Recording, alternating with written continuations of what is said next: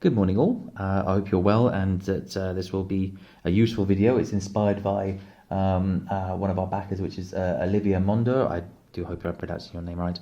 To say that he mentioned a way of sort of fixing some of the more twitchy boxes, as some of you messaged to say that yeah, some of your boxes are going off at random times. They're arriving chirping before they're even opened or even out of the packaging, which is certainly what any of you would want. This fix, like I say, it's inspired by his comment, and we tried it out on one of the production boxes, which is what we've got here, the pre-production boxes rather. So I don't know if it's something you want to try. To be careful, please. It's just as a suggestion. I haven't actually got his video yet. But I realised that there's so many of you wanting to get your box working, so I thought I'd get a video out as soon as we could. So please do be careful with how you go about it. So the way we've found is this. So like sort of very twitchy version here. So if you just slide out the cards for a moment and then lift up, and hopefully you can see inside here.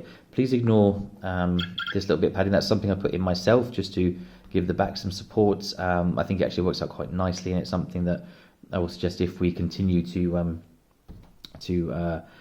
publish these with sounders, although I don't know if we will, because they may be more headaches than they're worth. Let's see if it works out. So if you very carefully lift off the sort of plastic backing here, and just sort of slide it off of the metal. I do apologise, this might be a point which you want to turn your sound off for a moment. There we go. So release that. So, and then just take it to the, gently to push it to the side, I found, because you don't want it to curl it up, because you need that tension, that as straight as possible, to make sure that when the flap is going up and down, that it still operates well. So I found, so it's just my suggestion to take it to the side instead, and then with the other thumb, just sort of with your finger or whatever you have, lift the metal gently, just enough to slide it underneath. You do not want to pull the metal back too far, because if it loses the tension here, it's not going to snap back against the and make the connection onto the circuit board, and then there'll be no sound at all.